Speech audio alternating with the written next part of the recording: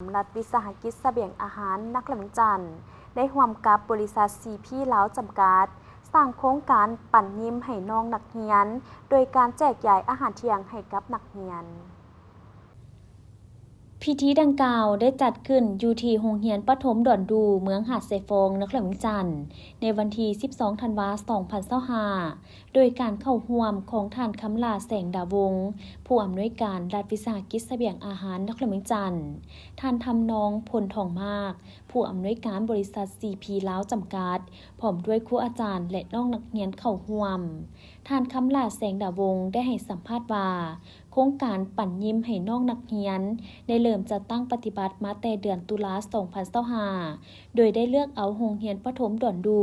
เป็นการทดลองจัดตั้งปฏิบัติแห่งทำอิฐในนครหลวงจันทร์ซึ่งเหตุผลก่อย้อนนักเรียนที่เรียนอยู่โรงเรียนประถมดอนดูส่วนใหญ่เป็นลูกหลานของพนักงานโรงงานของบริษัท CP สำหรับการแจกจ่ายอาหารเที่ยงแม่นจัดขึ้นอาทิตย์ละ1 ครั้งโดยผลิตภัณฑ์ที่นำมาปรุงแต่งเป็นอาหารเที่ยงล้วนแล้วแต่แม่นผลิตภัณฑ์จากโรงงานเส้นไก่ลูกซีนโยและอื่นๆเป็นการริเริ่มโรงเรียนธรรมิตรที่ว่าอยู่นครหลวงเวียงจันทร์นี่ทาง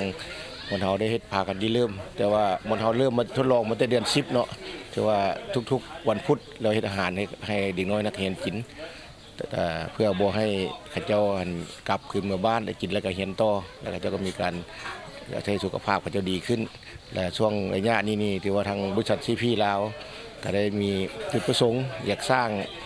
อาหารกลางวันนี้เป็นหลายบ่อนนั่นแหละแต่ว่าปัจจุบันนี้ก็ถือว่ายังอยู่เบื้องขั้นทดลองเบื้องต้นก็ถือว่าโรงเรียนนี้ถือว่าเป็นโรงเรียนที่เริ่มแล้วก็พ่อแม่เขาเจ้าก็เฮ็ดสลายก็เฮ็ดเวียกในโรงงานบรรเทานี้แล้วบรรเทาก็เลยว่าคิดว่าจะให้เขาเจ้าได้กินทุกมื้อพุ่นแหละแต่ว่าก็ยังขาแม่ครัว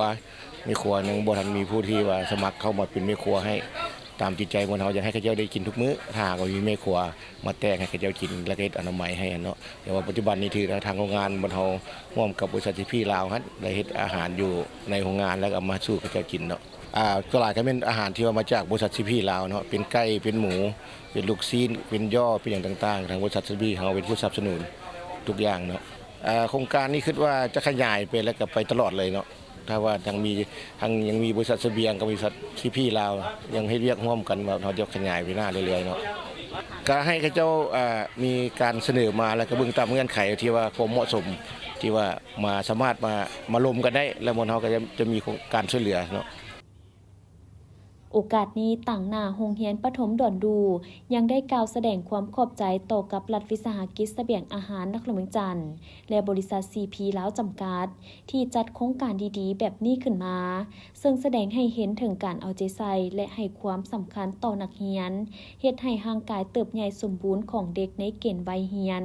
ทั้งช่วยเสริมสร้างให้เด็กน้อยในโรงเรียนได้รับโภชนาการและมีสุขภาพที่แข็งแรง